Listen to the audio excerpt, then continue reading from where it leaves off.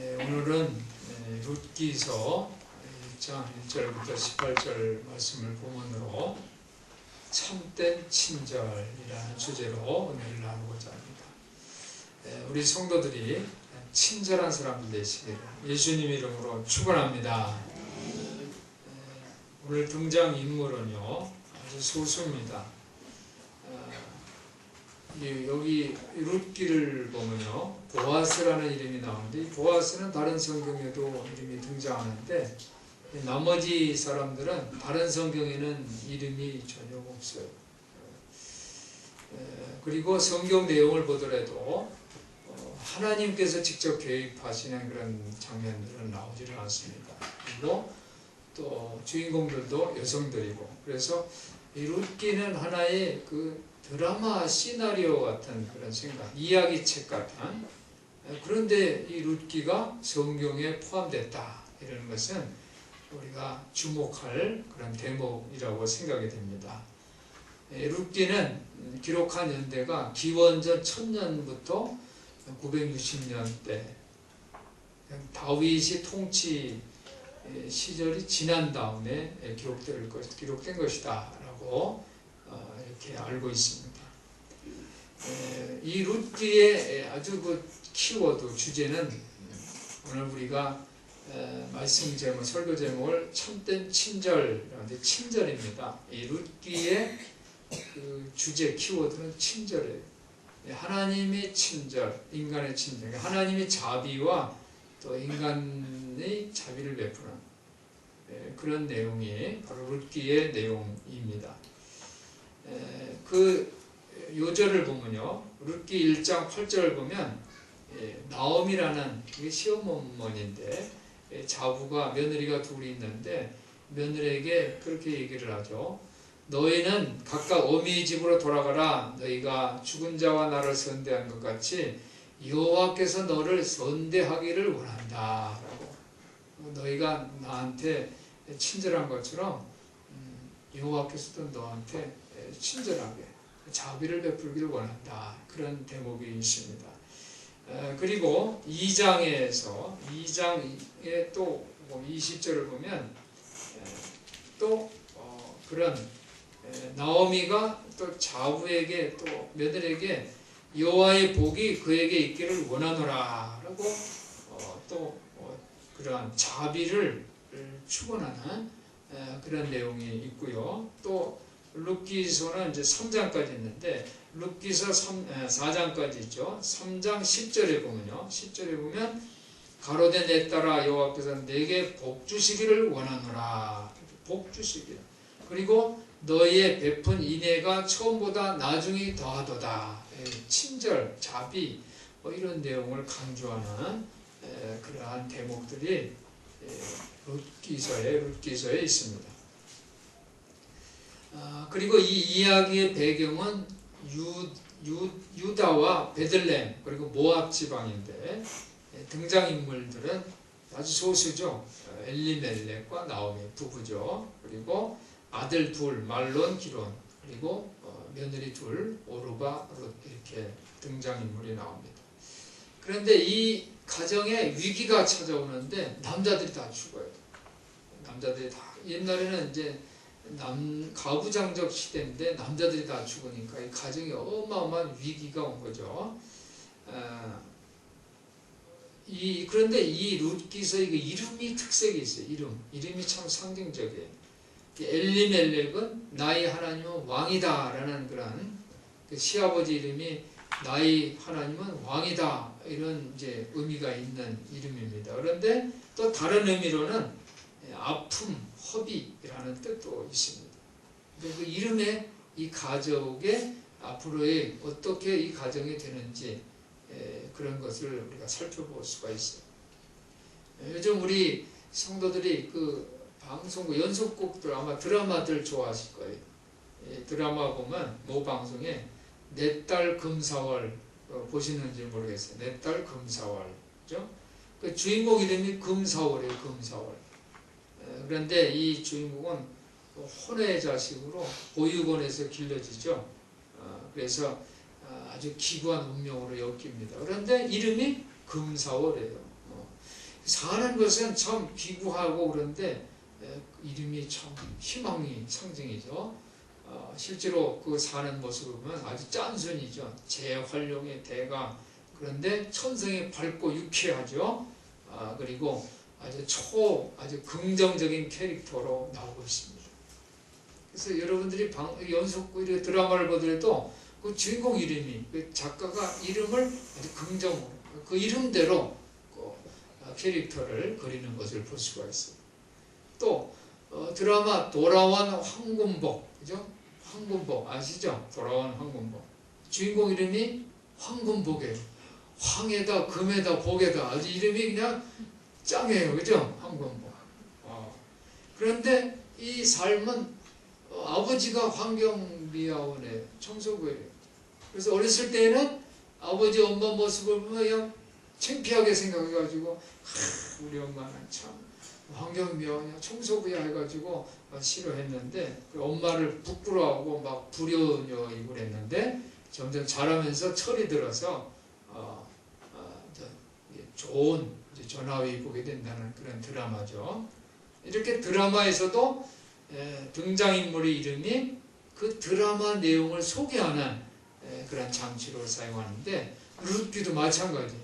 룻기도 여기에 등장인물들을 보면 엘리멜렉은 하나님은 나의 왕이다 라는 뜻도 있지만은 또 다른 뜻으로는 아픔, 허비, 그죠?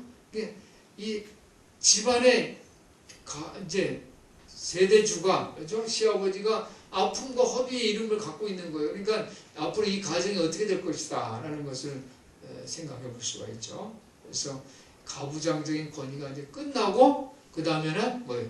여성들이 자기 결정권이 이제 생긴다. 그런 과도기다 라는 것을 우리가 생각해 볼 수가 있습니다. 우리나라도 지금 그렇죠? 과도기죠? 이제 남자 중심의 시대가 이제 점점 사라져가고 있잖아요. 대통령도 여성이잖아요. 여성 중심, 남성 중심에서 여성 쪽으로 빠르게 전환하는 그런 과도기가 지금 우리 시대가 이런 과도기를 살고 있습니다. 나오미라는 그 시엄마 이름이 나오미인데 나오미라는 뜻은 아주 유쾌하다는 뜻이에요. 그런데 나오미가 자기를 얘기하죠. 1장 20절에 보면 나를 나오미라고 하지 말아라 그런 얘기가 나와요.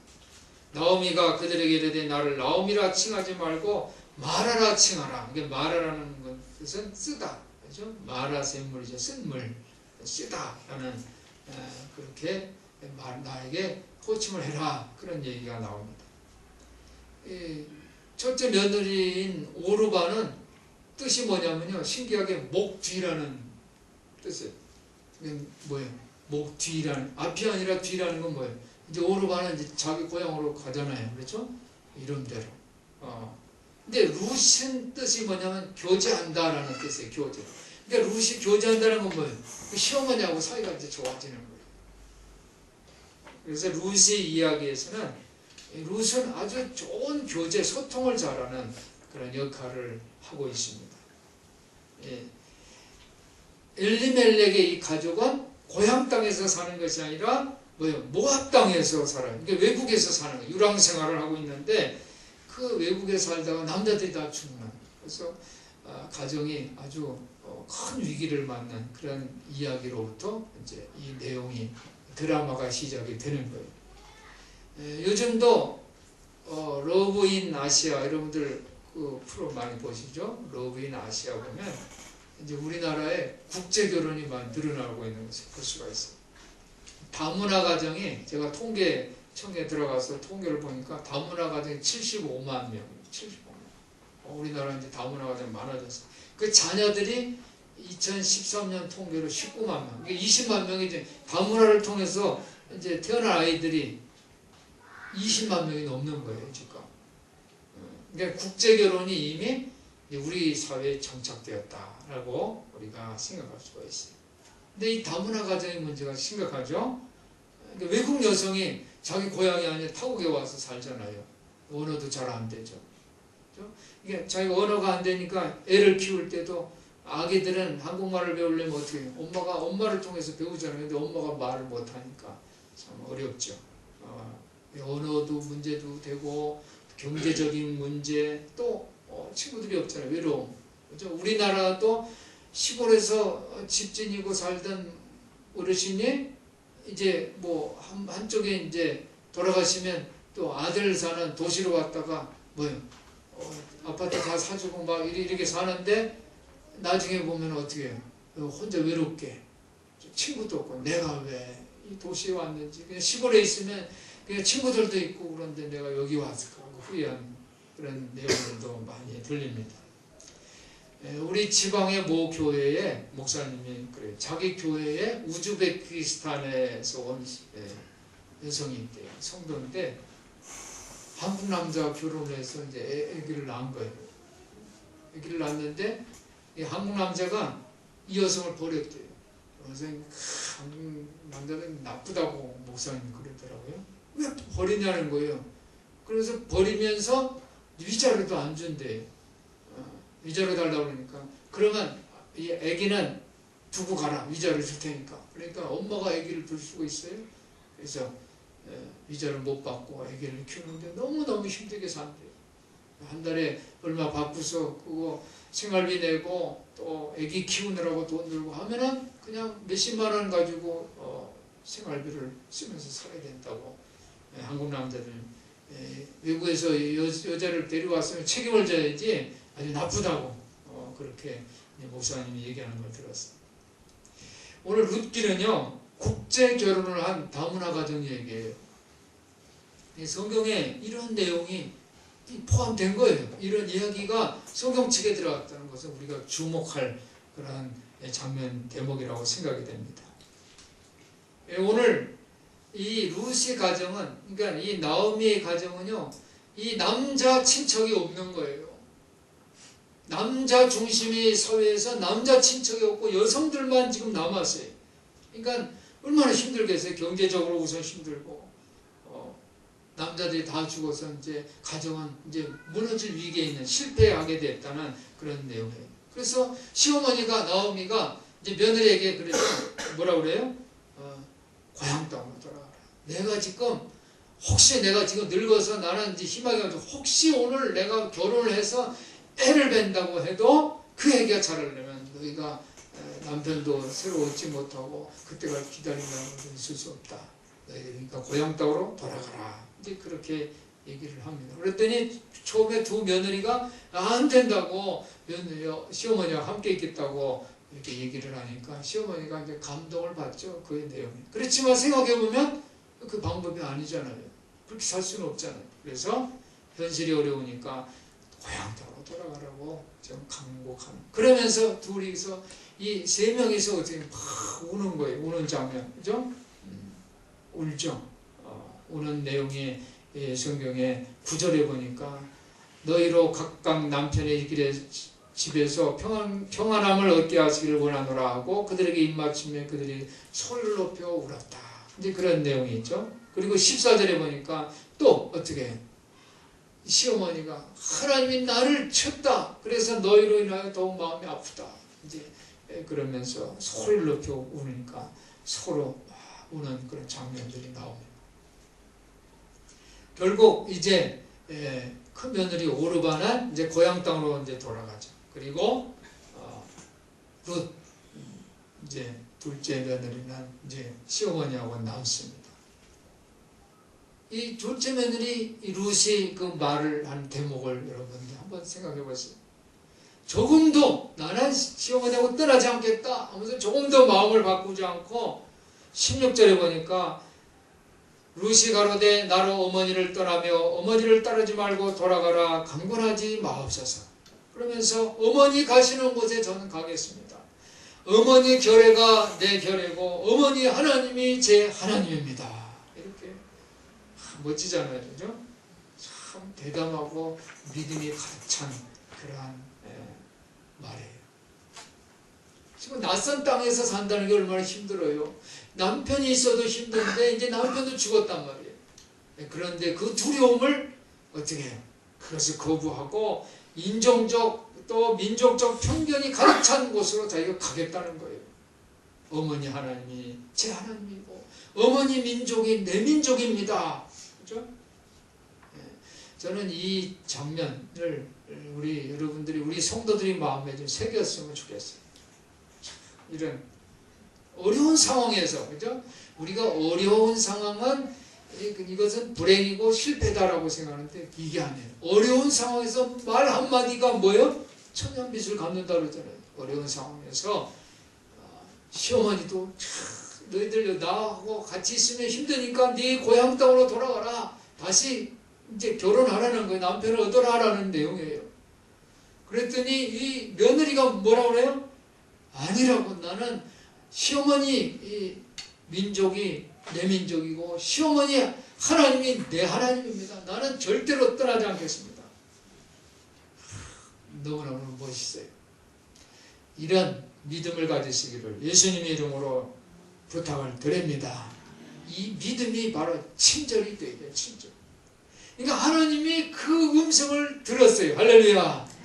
하나님은 그러죠. 하나님이 왜 하늘에 계신 줄 다 보고 계십니다. 위에서는 다 보이잖아요. 그죠? 위에서는 다 보여요. 하나님이 다 보시는 거예요. 그러니까 다 보신다는 말은 하나님이 우리 일거수일투족을 다 보신다는 거예요. 그런데 우리가 하나님의 마음에 합한 그 얘기를 하면 하나님이 기뻐하신다는 것을 기억하시기 바랍니다. 이 루시 이 말에 우리도 이 이야기를 이 드라마를 보면서 멋져. 저거 정말 멋진 여성이구나 라고 하는데 하나님이 얼마나 기뻐하세요. 하나님이 루시 결심을 기뻐하셨음을 믿으시기 바랍니다. 그래서 루시 이제 잘 되는 거예요. 보아스라는 남자를 만나서 결혼하고 또 룻과 보아스 사이에서 오벳이 태어나고 또 오벳은 이새는 다윗을.